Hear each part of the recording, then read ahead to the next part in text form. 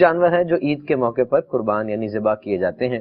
اب ایسا بھی نہیں ہے کہ ان جانوروں کے علاوہ جانور حلال نہ ہوں، بہت سے جانوروں کی لسٹ ہے، لیکن یہ لسٹ بڑی تھوڑی ہے. اور اسپیشلی یہ جانور چنے گئے ہیں، اس کی کیا حکمت ہے؟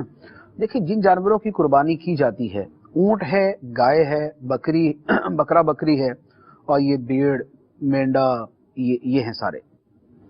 یہ ٹوٹل یہ 4 جانور ہیں، 8 جوڑے بنتے ہیں. اب اس کی حقیقی حکمت تو اللہ تعالیٰ بہتر جانتا ہے، لیکن 2 چیزیں اس کے اندر سمجھ آتی ہیں. ایک تو یہ ہے کہ انسان ہمیشہ سے اپنے معمول کے اعتبار سے جن جانوروں کا گوشت کھاتا آیا ہے وہ یہ ہے. شکار کرنے والے چند ایک ہوتے تھے، لیکن جن جانوروں کو گھروں میں پالا جاتا تھا وہ یہی والے ہوتے تھے. تو ہمیشہ سے گھروں کے اندر یہی جانور رہے اور انہی کا گوشت کھایا جاتا رہا. تو اللہ تعالیٰ نے ان جانوروں کی قربانی لازم کی جو آسانی سے میسر ہیں اور عام طور پہ انسان ان کو کھاتے آئے ہیں. کچھ جانور حلال ہیں لیکن انسانوں کو آسانی سے میسر نہیں ہے. جیسے مثال کے طور پہ ہرن ہے. ہرن کا کھانا حلال ہے لیکن یہ آسانی سے میسر نہیں ہے، یہ جنگلوں میں جانا پڑے گا اور شکار کر کے لانا پڑے گا. اچھا، پھر ایسا جانور ویسے مل جائے تو بہت مہنگا ملتا ہے. اچھا، ایک بات یہ آسانی سے میسر نہیں. دوسری بات یہ ہے کہ کچھ جانور وہ ہیں کہ جو روز مرہ میں میسر ہیں لیکن عموماً انسان ان کو کھاتے نہیں. وہ مثال کے طور پہ گھوڑا یوں حرام نہیں ہے کہ جیسے جناب بندر کتا حرام ہے، ایسا نہیں. گھوڑا فی نفسی ہی وہ حلال جانوروں میں آتا ہے، لیکن اس کا کھانا یوں منع ہے کہ اسے آلہ جہاد قرار دیا گیا ہے کہ جہاد کے اندر گھوڑے استعمال ہوتے تھے. تو اگر ان کو ذبح کرنا شروع کر دیں تو جہاد کے مقصد کے اندر جب وہ کمی آتی تھی، لہذا اس کو احناف نے اس کو منع قرار دے دیا. ورنہ بقیہ فقہ کے اندر جو ہے امام شافعی رحمۃ اللہ علیہ تو اس کو جائز قرار دیتے ہیں.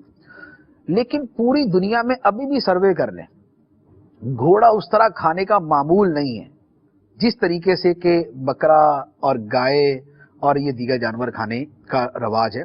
تو لہذا جن چیزوں کے کھانے سے انسان عموماً اوائڈ کرتے ہیں ان کی قربانی بھی لازم نے قرار دی کہ اس کو تو بعد میں کھانا ہی مسئلہ بن جائے گا نا. آپ کے سامنے گھوڑے کا گوشت رکھا جائے، ادھر گھوڑے کا گوشت کھائے تو آپ کی طبیعت ہی متلانا شروع ہو جائے گی. یوز ٹو نہیں ہے، انسانوں کی فطرت میں عام طور پہ نہیں ہے تو وہ اس کو نہیں کھائیں گے. اور ان چیزوں کو شامل کر دیا جاتا کہ جن کا حصول بڑا مشکل ہے تو یہ ایک قسم کی مشکل ہو جاتی. تو جو میسر بھی ہیں اور انسان ہمیشہ سے کھاتے بھی آئے ہیں ان کی قربانی کو انسان کے مسلمانوں کے اوپر لازم قرار دے دیا. مرغی وغیرہ اس لیے نہیں کہ وہ اتنی چھوٹی ہے کہ قربانی کے اندر تھوڑی سی ایسی چیز ہو کہ جس کے اندر آدمی تھوڑی سی مشقت بھی اٹھائے، تھوڑا سا اس کے جذبے کا اظہار بھی ہو، کچھ لوگوں کی خوراک کا بھی انتظام ہو جائے.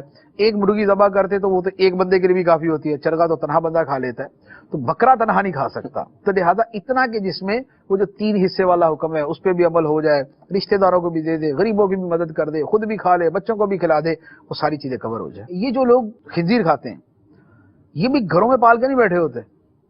ایسا نہیں ہے کہ آپ جناب UK یورپ جائیں گے تو آپ کو جناب وہ ہر غیر مسلم کے گھر کے اندر جو خنزیر نظر آ جائے گا، ایسا نہیں ہے. ایون کہ اگر آپ وہاں پر یہ موٹر وے پہ سفر کریں گے آپ کو دائیں بائیں گائے نظر آئے گی یا بھیڑیں نظر آئیں گی. میں نے پورے UK کا سفر کیا، دائیں بائیں گائے یا بھیڑ. یہ خنزیروں کے لیے جدا فارم ہی بناتے ہیں، وہ وہیں پر وہ ان کو پالا جاتا ہے اور ان کی بڑھوتری کی جاتی، سارا کچھ کیا جاتا ہے. تو یہ فطرت انسانی ہمیشہ سے یہی چلتی آئی ہے اور اسی کے مطابق